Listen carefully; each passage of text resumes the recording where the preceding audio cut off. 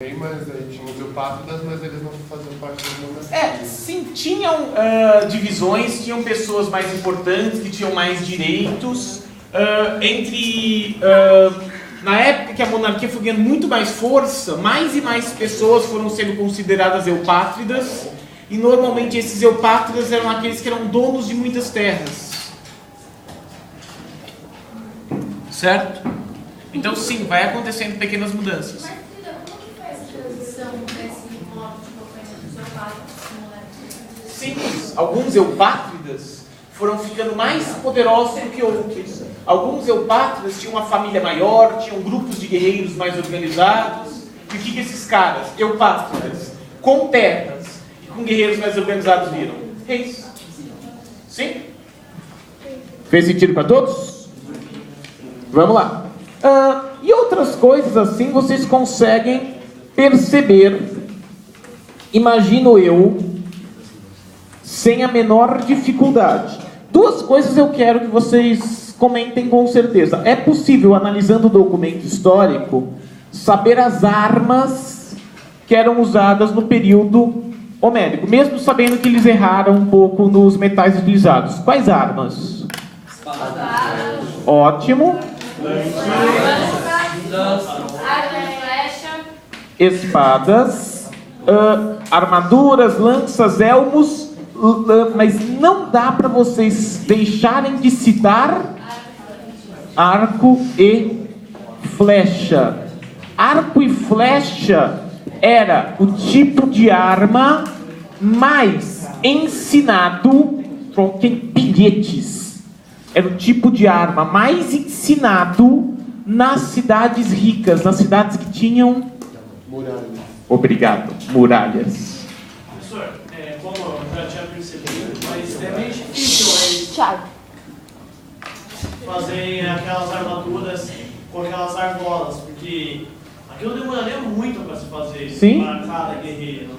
Mas eu já ouvi uma história que ela é passada de geração em geração. Sim, não só as armaduras eram passadas de geração para geração, como não era normalmente, não era o governo que fazia, eram os particulares que faziam.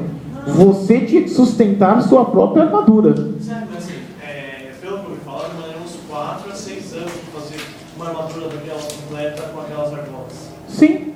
Mas acho que não pode ter. É que assim, eu não sei se de 4 a 6 anos, eu sei que demorava muito. Milhares, né? Sim. Mas já fabricar cada argolinha daquela. Eu sei, mas essa é uma grande diferença.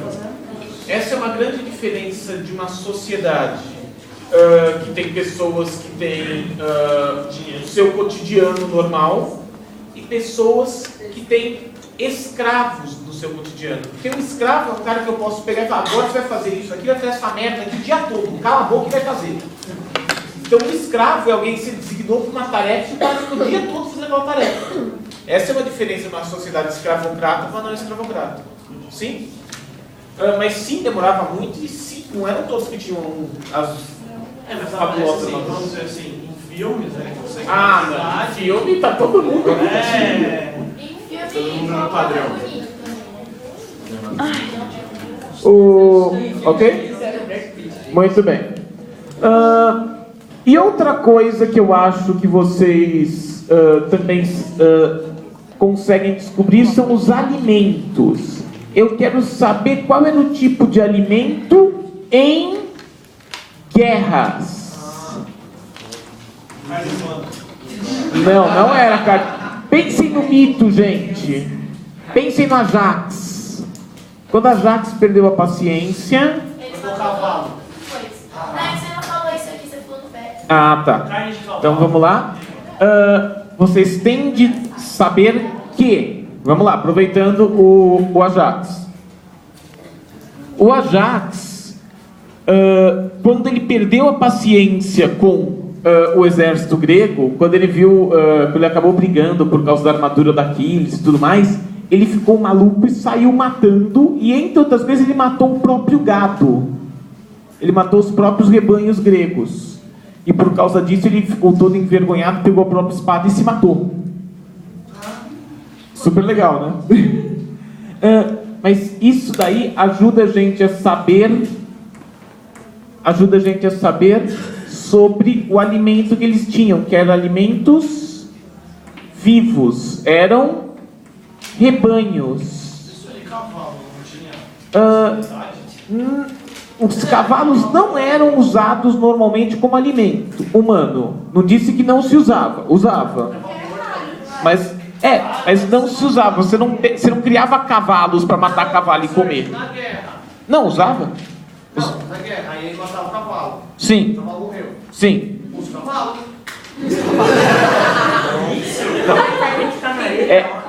Como eu disse, podiam usar? Podiam. Usavam? Mas o normal era ter cavalo na alimentação? Não. Certo? É a mesma coisa que falar sobre, já que alguém aqui citou carne humana, não se esqueça.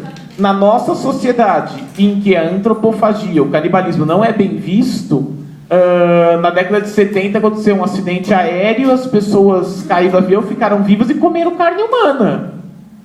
Não é necessidade certo? Necessidade falou mais alto, mas o comum é comer carne humana? Não. Certo? Vamos lá. Dúvida. Assim, dentro das muralhas, eles não cultivavam lá. Dentro das muralhas? Dentro das muralhas tinham certas organizações que podiam mostrar cultivo, que podiam mostrar criação de rebanhos e tudo mais. Mas era mais comum a criação de rebanhos fora da muralha. E assim, e a diferença assim, da vida do nobre pro escravo? Havia mais presença de grãos do nobre? Isso é difícil de saber no período homérico, no período arcaico, principalmente no período clássico, é mais fácil saber a diferença de alimentação, como a alimentação do nobre era mais rica, tinha mais carne, por exemplo. Mas no período homérico não dá para saber. Ou pelo menos eu nunca li um estudo bom sobre isso. Ok? Assim, às vezes, por exemplo, se duas sociedades estão em guerra, aí uma provavelmente ela tem que sair do território dela, né, os guerreiros, e ir mais perto do território da outra. Certo. Quando elas vão para esse território, para elas conseguirem um alimento assim, através do rebanho e tudo, eles têm que pegar animais que não são deles e tal. Eu posso chamar isso de caça ou é errado Isso eu chamar falei de do caça? cavalo, entendeu? Porque eles não vão levar o rebanho deles. Na verdade, vão. Se você vai atacar uma cidade, esse é o ponto. Você leva a provisão. Se você vai atacar uma cidade, você leva provisão. Só que se você levar fruta, se você levar carne de animal já morto, estraga. Então você levava com você rebanho. Então a ideia era exatamente essa, era ir e levar rebanhos com você. Então você ia lutar levando rebanho. Então o jeito de ganhar uma guerra era matar um alimento. Sim. Tanto que um jeito de ganhar uma guerra contra uma cidade com muralha é você cercar a muralha e deixar o pessoal sem sair da cidade morrendo de fome dentro da cidade. Certo? Ah, sim, claro. Tinha mais perguntas? Então, os rebanhos são criados fora das muralhas? Eu disse, os rebanhos normalmente, em tempos de paz, são criados fora da muralha. Em guerra, cidades muradas tinham outras vantagens, podiam até criar dentro das muralhas, mas quem usava o alimento vivo de rebanhos era principalmente o exército que estava indo atacar o outro. Ok? Manda. Quando eles preparavam a comida dele, que era tipo no fogo, não avisava para os guerreiros que tipo, tinha fumaça, que tinha gente, mas eles sabiam. Eles sabiam. Ué, mas se eles estavam no meio de uma guerra... Quando eles iam atacar. Entendeu? Normalmente, quando se ia atacar, o outro exército também ficava sabendo, porque você não vai atacar com meia dúzia de caras, você vai atacar com o exército inteiro, então O cara vai ver. chama atenção. Aquelas multidões de pessoas. Certo? Mais alguém? Não? Continuando. Mas vocês viram o que eu fui falando sobre a mudança no modo de vida daquelas pessoas de passar para eupátridas para monarquias? Sim ou não? Com esse passar do tempo, as póleis foram ganhando cada vez mais características próprias. Então, é exatamente no período homérico que as póleis foram, vírgula, cada vez mais se diferenciando, certo? E essa diferenciação entre as polis é que nos leva ao que eu chamo de, ao que os historiadores chamam de período arcaico, que dura do século VIII ao século VI antes de Cristo. Muito bem. Um dos exemplos do período arcaico que eu vou citar para vocês, já que as polis são bem diferentes, começam a ficar bem diferentes, é uma que era muito diferente das outras. Esparta. Vocês conhecem Esparta, já tem gente até empolgada falando. É uma cidade famosa pelos seus... Isso, então era uma cidade guerreira. Era uma cidade voltada para a guerra. Sim? Ótimo. Então, era uma cidade voltada para a guerra. Era uma cidade voltada para a guerra. Tanto que, apesar da sociedade grega ser uma sociedade escravocrata, eles têm uma diferença grande. Eles têm servos. Eles têm os ilotas. Está no livro, gente. Que eles não chamavam de escravos. Eles chamavam de... eram chamados de servos da cidade. Então é assim, tem uma guerra, vocês capturaram o exército adversário, quem vai ficar com esses escravos? Todo mundo.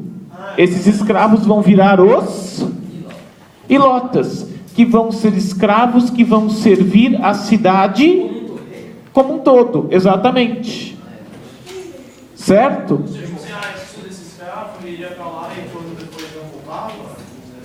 Ele ia pertencer para a cidade inteira, para a cidade de Esparta, e acabou. Quando ele foi designado?